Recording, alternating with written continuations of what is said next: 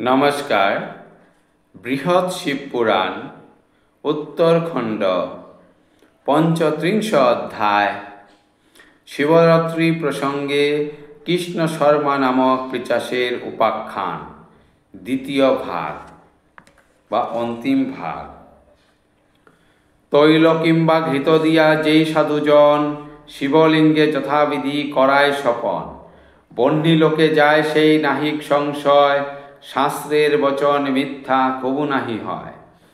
মধু দ্বারা স্নান আদি করায় শঙ্করে, সুস্বর জনমে তার কণ্ঠের বিবরে।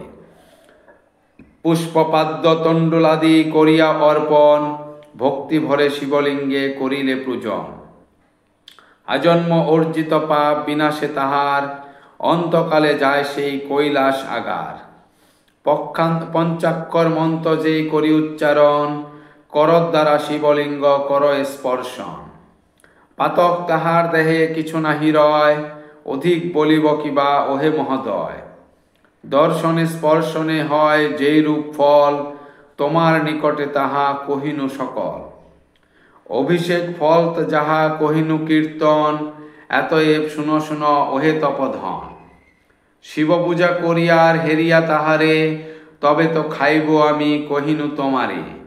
অনুগ্রহ কর মুনে আমার উপর, আপন আশ্রমে যাই ওহে ঋষিবর। বিপ্রের এতেক বাক্য করিয়া শ্রবণ, আনন্দ সাগরে ভগমালি নিগমগণ। ব্রাহ্মণের করপদ্ম করিয়া গ্রহণ, ভগমালি মিষ্ট বাক্যে কহেন তখন। শুনো শুনো বিপ্রবর বচন আমার, জগতে না হেরিকারে সমান তোমার। এখন বিনয় করি তোমার সদন, আমার গৃহেতে কিছু করহ ভক্ষণ। পবিত্র করহ তুমি আমার আগার, এই ভিক্ষা তব পাশে ওহে গুণাধার। এত শুনি বিপ্রবর শিবপরায়ণ, মধুর বচনে কহে ওহে মহাত্মন। কিছু না খাইব আমি তোমার আলয়ে, অধীনে বিদায় দেহ প্রসন্ন হৃদয়ে। তোমার বচনে মম সন্তোষিত মন, অধিক বলিব কিবা ওহে মহাত্মন। বিপ্রের অধিক বাক্য করিয়া শ্রবণে, ভগমালি কহে পুনঃ মধুর বচনে। নিবেদন করি শুনো ওহে মহাত্মন, এই স্থানে শিবলিঙ্গ করহ স্থাপন। সেই লিঙ্গ সদা আমি করিব অর্চনা, পুরিবে অবশ্য মম মনের বাসনা। চিরকীর্তি রবে তব এই ধরাতলে, এতএব শিবলিঙ্গ স্থাপ এই স্থলে। আমার উপরে কর করুণা নিপাত, শিবলিঙ্গ এই স্থানে স্থাপহ সাক্ষাৎ। যথাবিধি সেই লিঙ্গ করিয়া পূজন, আমার গৃহেতে কিছু করহ ভক্ষণ। এত শুনি বিপ্রবর হরিশ অন্তরে, শিবলিঙ্গ সেই স্থানে সংস্থাপিত করে। যথাবিধি সেই লিঙ্গে করিয়া পূজন, মুনির গৃহেতে কিছু করিল ভোজন। সেই দিন সেই স্থানে করি অবস্থান, প্রাতকালে যথাবিধি করে গাত্রোত্থান। ঋষির পদেতে করি বিধানে বন্দন, বিদায় তাহার পাশে করিয়া গ্রহণ। আপন আলয়ে যায় সেই বিপ্রবর, আনন্দে পূরিত ভগমালি ঋষিবর। শিবোক্ত নিয়মে লিঙ্গ করেন পূজন, ভক্তি ভরে শিবলিঙ্গে করেন বন্দন। নির্মাণ করেন তথা ইষ্টক আলয়, খনিলেন পুষ্করণী স্বচ্ছ জলময়। শিবের মন্দির হল অতি মনোহর, শিবগঙ্গা পুষ্করণী অতীব সুন্দর। শুনো শুনো তারপর আশ্চর্য ঘটন, কাল বসে জীর্ণ হয় শিব নিকেতন। মন্দির ক্রমেতে জীর্ণ হইয়া পড়িল, ভগ্ন হয়ে স্থানে স্থানে বিস্তৃত হইল। কালের দুর্গম্য গতি কে বুঝে অন্তরে, কাল বসে সব হয় কালে সব করে। ভগ্ন ইট পড়েছিল সরোবর তটে, ঘর্ষণ করিলে পদ তুমি সেই ইটে। এই হেতু মহাপাপ হয়েছে তোমার, পৈশাচিকী গতি হলো এই তো বিচার। অধুনা গমন কর সেই সরোবরে, অবস্থান কর গিয়া বটবৃক্ষ পরে। তরু শাখা অবলম্বী কর অধিষ্ঠান, পাপ মুক্তি আশা করি রহ সেই স্থান। যমের এতেক বাক্য করিয়া শ্রবণ, কৃষ্ণ শর্মা মনে মনে বিষাদিত হন। ধরিলেন অবিলম্বে পিচাস আকার, বটবৃক্ষ উদ্দেশ্যতে হন আগুসার। যমদূত ঘন ঘন করয় তারণ, দৌড়িতে দৌড়িতে বিপ্র করিল গমন। অবিলম্বে উপনীত সেই সরোবরে, বসিত করিল গিয়া বটবৃক্ষ পরে। হায় হায় দৈব গতি কে করে খণ্ডন, যেই বিপ্র ছিল অতি ধর্মপরায়ণ।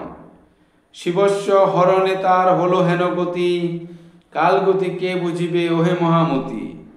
এই রূপে 14 বর্ষ সমতীত হয়, তারপর ঘটে যাহা শুনো মহোদয়।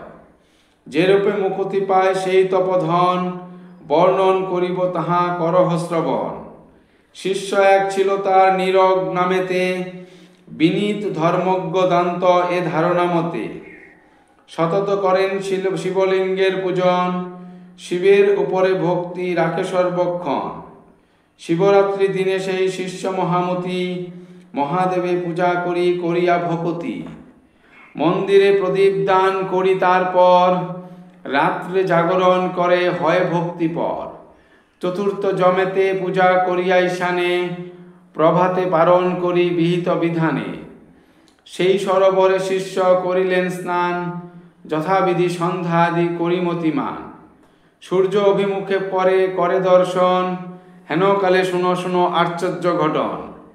কৃষ্ণ শর্মা ছিল সেই বটবৃক্ষ পরে, শিষ্যরের সম্বন্ধে কহে সুগভীর স্বরে। নীরগ অনক তুমি অতি পুণ্যাত্মন, শিবভক্ত অতি তুমি বুদ্ধে বিচক্ষণ। মম সহ সম্ভাষণ করক্ষণ কাল, দৈবগতি ভাগ্যে মম ঘটেছে জঞ্জাল। এতেক বচন শুনি সেই শিষ্যবর, উৎফুল্ল হইয়া চাহে বৃক্ষের উপর। মনে মনে এই রূপ করেন চিন্তন, কোথা হতে কেবা বলে এই হেন বচন। এত ভাবি শিবপদ স্মরিয়া অন্তরে, চাহিলেন ঊর্ধ্বদৃষ্টে বটবৃক্ষ পরে। কহিলেন কেবা চ বৃক্ষের উপর, সম্বন্ধিলে কেবা মোরে বলহ সত্তর। কৃষ্ণ শর্মা শিষ্য বাক্য করিয়া শ্রবণ, শিষ্যরে সম্বন্ধী কহে মধুর বচন। শুনহ নীরগ তুমি বচন আমার, আমি তব গুরু হই ওহে গুণাধার। কৃষ্ণ শর্মা মম নাম বলিহে তোমারে, দৈব বসে আছে আমি পিচাস আকারে। আছি আমি বটশাখা করি আশ্রয়, লোভিয়াছি দুর্গতি ওহে মহোদয়। গুরুর এতেক বাক্য করিয়া শ্রবণ, নীরব বিনয় বাক্য কহেন তখন। নমস্তে গুরুবে ভূতং, তুভ্যং দিব্য জ্ঞান দাতা, আমার পরম গুরু তুমি মন্ত্রদাতা।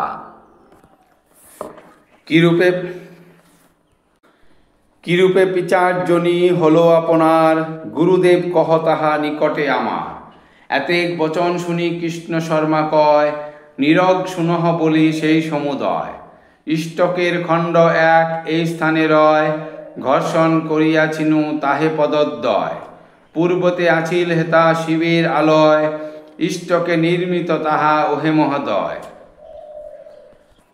কালবশে জীর্ণ হয় শিব আয়তন, ভগ্ন হয়ে চারিদিকে হয় নিপতন। তাহার খণ্ডেকে আমি করিয়া গহন, অজ্ঞানে করিয়াছিনু চরণ ঘর্ষণ। শিবস্য হরণ তাহে হয়েছে আমার, মহাপাপ জন্মিয়াছে ওহে গুণাধার। সেই পাপে লোভী আমি পৈচাসিকী গতি, রহিয়াছি বটবৃক্ষে ওহে মহামতি। এখন তোমারে কহি শুনহ বচন, শিবরাত্রি ব্রত তুমি করিলে সাধন। আমারে করিয়া তুমি এই ফল দান, পাপ হতে মোরে তুমি দ্রুত কর ত্রাণ। বলেছেন ধর্মরাজ আমার সদন, তোমার নিকটে শিষ্য আসি একজন। শিবরাত্রি ব্রত ফল করিবে প্রদান, তাহাতে পাতক হতে পাবে পরিত্রাণ। তাহার আদেশে আমি আশাপদ চেয়ে, এককাল জপিতেছি বৃক্ষের আশ্রয়ে। ভাগ্যবশে তব সহ হল দর্শন, এখন তোমার পূর্ণ কর সমর্পণ। পাপ হতে মুক্ত কর গুরুরে তোমার, ইহাতে বিখ্যাত হবে বিশ্বের মাঝার। গুরুর এতেক বাক্য করিয়া শ্রবণ, বিস্মিত হইয়া রহে নিরগত ক্ষণ। নিজ পুণ্যদান করি গুরুরে তারিতে, বাসনা করিল শিষ্য আপনার চিতে। সরোবরে স্নান কিয়া করিয়া তরায়, কুশহস্তে গুরু পাশে তরাগতি যায়। কুশজল হাতে শিষ্য করিয়া গহন, পুণ্যদান গুরুদেবে করিল তখন। অমনি শ্রী গুরুদেব দিব্যদেহ ধরে নীরব হেরিয়া তাহা প্রফুল্ল অন্তরে আপনারে কৃতকৃত্য করিলেন জ্ঞান, করজোরে গুরু অগ্রে করে অবস্থান। শিবের বিমান আসে দেখিতে দেখিতে, কৃষ্ণ শর্মা উঠে তাহে হরষিত চিতে। দেখিতে দেখিতে যান শিবের ভবন, প্রমোদ সকলে তারে করয় পূজন।